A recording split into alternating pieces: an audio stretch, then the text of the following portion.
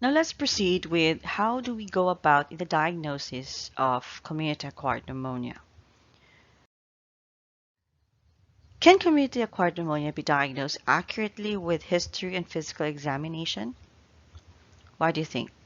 What do you think? Is it a yes or is it a no? The answer is no. Why? The accuracy of predicting community-acquired pneumonia by physicians' clinical judgment is between only 60 to 76%. Clinical prediction rules combining history and physical examination findings may be utilized to presumptively identify patients with pneumonia.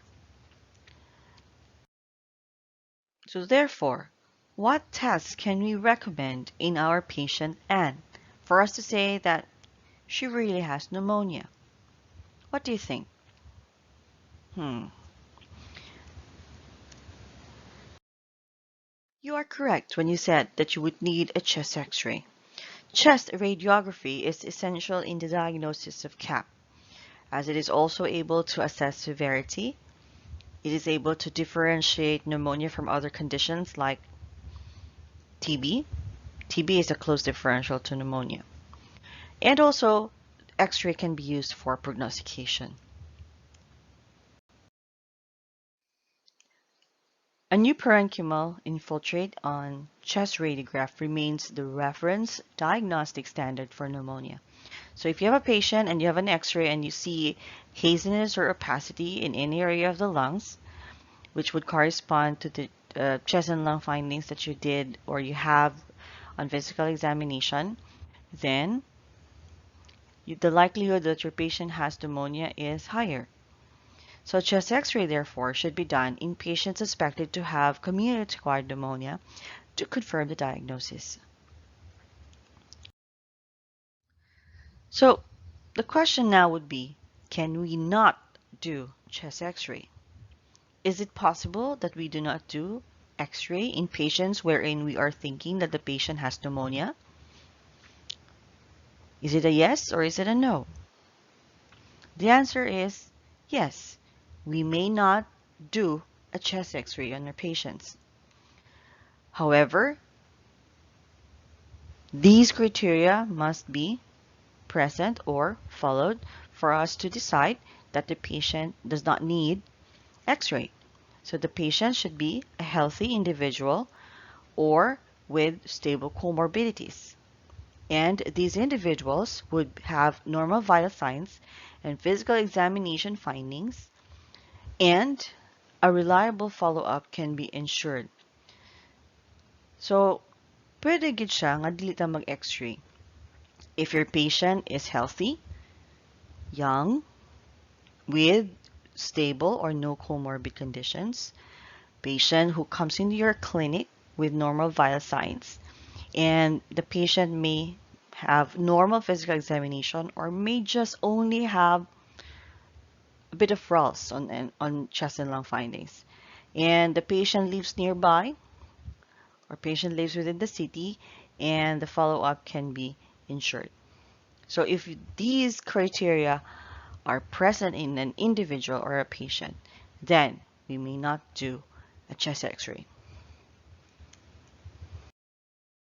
So what specific views of chest radiograph should be requested? Should it be a PA view, an AP view, or a lateral view? What do you think is the answer? The answer is a standing, posterior, anterior, and lateral views. So when you order for a chest x-ray in a patient wherein you are thinking to have community-acquired pneumonia, then request for a chest x-ray PA-L view. PAL view. So PA, posterior, anterior, and lateral views. Before, we may do away with the lateral, but as much as possible, in the latest guidelines, we must have lateral views on all patients, especially on initial x-rays of our patients. So can a chest x-ray be normal in a patient suspected to have pneumonia? Yes or no? What do you think? The answer is yes, because what you have what we call as radiologic lag. Radiologic lag may occur in patients who are most likely or elderly, who are dehydrated, or those with comorbid conditions like diabetes. When you say radiologic lag, like for example, your patient may have no infiltrates on X-ray at time of consult or at time of admission, but your patient has the telltale signs of pneumonia from history and physical examination. It's pneumonia. But on X-ray, it's clear. So yes, you can still consider patient as having pneumonia, and you just have to repeat your chest X-ray in the next 48 to 72 hours. How about chest CT scan? Does chest CT scan have anything to do with the diagnosis of pneumonia? Yes or no? The answer is no.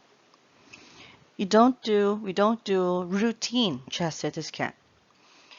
You don't do chest CT scan on admission on all patients wherein we suspect to have pneumonia because it has only minimal role, and you may only consider having a chest CT scan in a patient who has pneumonia and has been on treatment for at least 3 to 5 days and is non-resolving, or there is a progressive pneumonia despite broad spectrum antibiotics.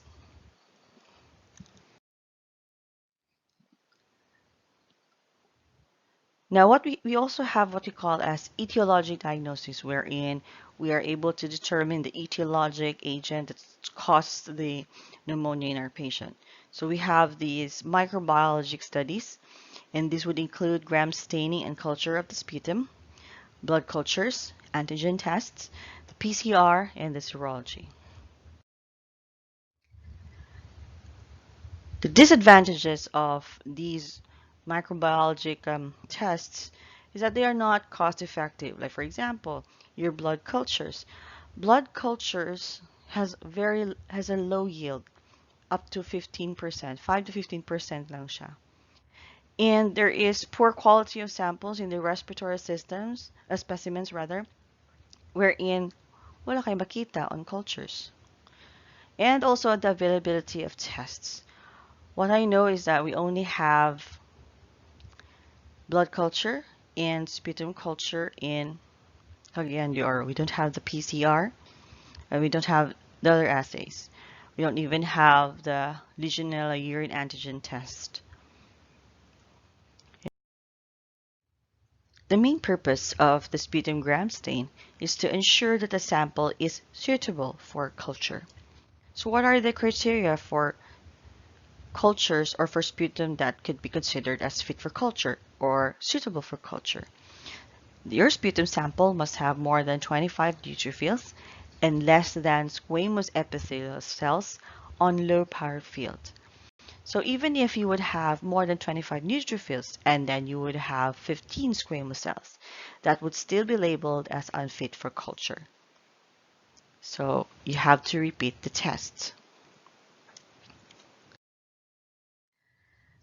The problem now would be there are people who are unable to produce appropriate expectorate sample, and these are your elderly and those who are dehydrated.